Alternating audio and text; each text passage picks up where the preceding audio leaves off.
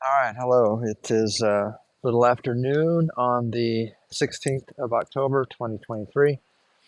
I'm going to try another project today, or at least start it. Hopefully, I'll at least get this part of it done. My intent is to remove the steering gear from the car.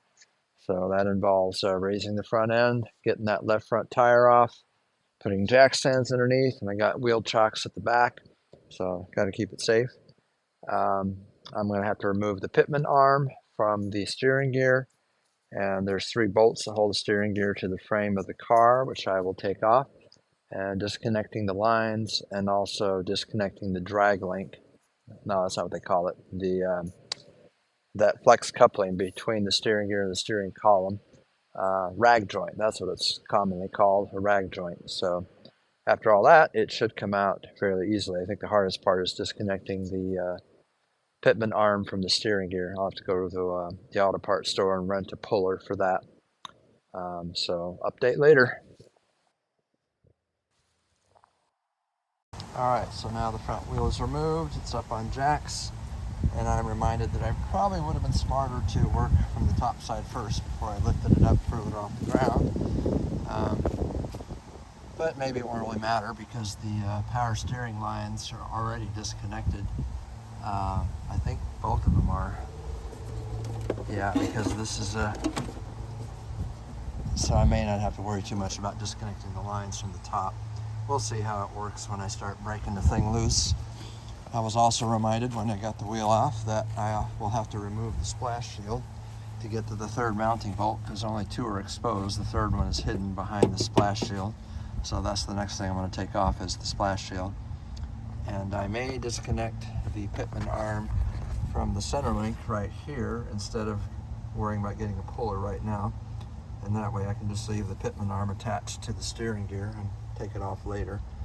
Pretty sure I have to take it off to get the thing apart, but I can worry about that later and work on the bench with that. So next step is to take this splash shield off, where the power antenna is hiding behind. All right, on top of the car, I removed this cross space that was sitting here and got these hoses freed up. This one should just come through on the bottom, and this one I had to move some stuff out of the way to get it free, but I think as the steering gear falls down, this should go with it. Hopefully, theoretically anyway. And then underneath the car, the hard part was getting the cotter key out of here. It's now gone. Now I've got my impact wrench set up. I just pop this off real quick. Yeah, I say real quick, there we go. Let's see what happens. Okay, so that nut came off nice and easy. Now I've got my little forks here, pry forks, front end kind of things. I'll use a heavy hammer and separate that pitman arm from the center link. And then I discovered when I was under here, reminded that it's very tight quarters, and I'm not sure I'm going to get that steering gear out until I also loosen the exhaust pipe, which I haven't even finished doing yet. So I'm going to work on that next, getting this exhaust pipe loosened up so it can move. Hopefully give me enough clearance to get that steering gear to drop straight down. So I'll work on that next. All right, so the challenges continue. I do have the center link disconnected from the pitman arm. That went pretty easily, no problem there.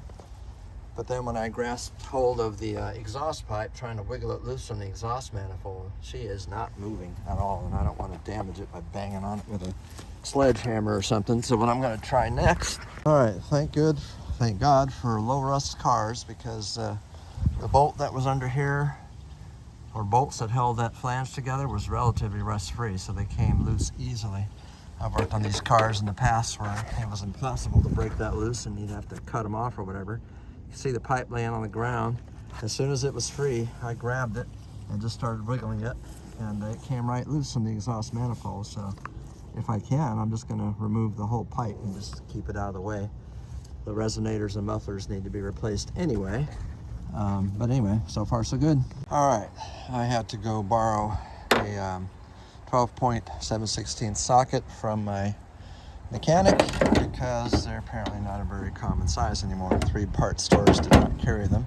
Would have to special order them. I don't have time to wait for that. So I got in there. This actually fit fairly nicely. There's a lot of stuff out of the way, so I was able to just put it straight in there without any kind of universal joint. I got the bolt off. This is it right here. Don't want to lose that. It's a special bolt. it has to come completely out because there's a groove in the shaft that helps hold it to the steering gear. So if you don't pull this all the way out, you're not getting that joint apart. So the next thing I'm going to do before I try to drop the steering gear is I'm going to pry with a pry bar of some sort against the rag joint to make sure it's loose and going to slide off, because sometimes they can stick.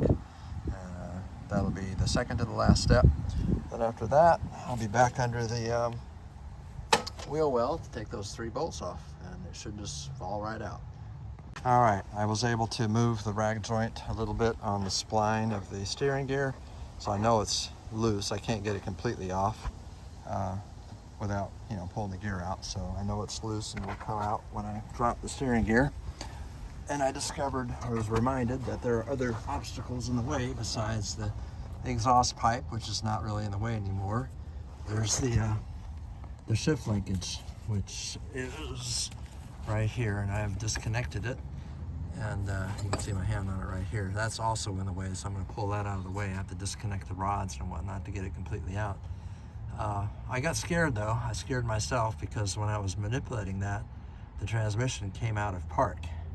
And I heard it, and the car shifted just a wee bit. It scared the crap out of me, because this thing could have fallen on me and crushed me and killed me instantly. So I went and put blocks on all the wheels, front and back, both sides of the wheels, so it wouldn't move anymore. But you can't be too safe on these things. All right, I've disconnected the linkage now, folded it out of the way.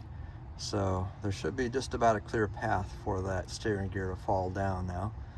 So I'm going to remove these 3 mounting bolts right here. Those are 11/16 bolts. So there we go. Like most things in this car, it hasn't really been too bad to get bolts loose. So we'll see what happens when I remove all 3 of these now.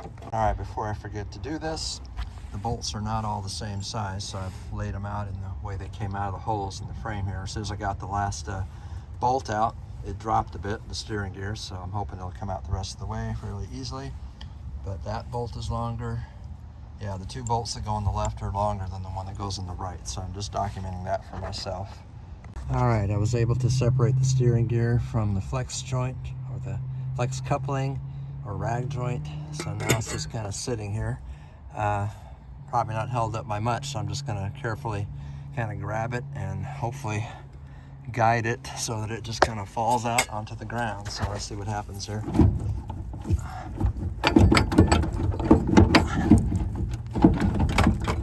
All right, it's going to take a little bit of work. All right, I'm having to call it quits for the day. I'm running out of time, and it appears that I am not going to be able to get that steering gear out from underneath the car. There's just not quite enough clearance. So what it's going to force me to do is to remove the whole brake power booster assembly along with the master cylinder. Just pull that unit out, and then there'll be plenty of room just to lift it straight up right here. And maybe that's what I should have been focused on doing in the first place. But I thought I had enough room to get it out from underneath, and maybe I still do, but it's awfully tight. And in the process of trying to get the this line out, it broke, which maybe it was weak and it was going to break, and maybe that's a good thing. At least that's what I'm going to tell myself. I probably needed to replace that pressure line anyway, but now I'm forced to. So since I'm running out of time, I'm just going to clean up my mess for the day, and I'll just leave. Actually, I don't even need to leave the car up. I'm just going to put it back down on the ground before I'm done for the day, since it's not real safe to leave it up like it is. And pick this up another day. Probably be a day or 2 before I can hit it again. But, small steps, a little bit at a time.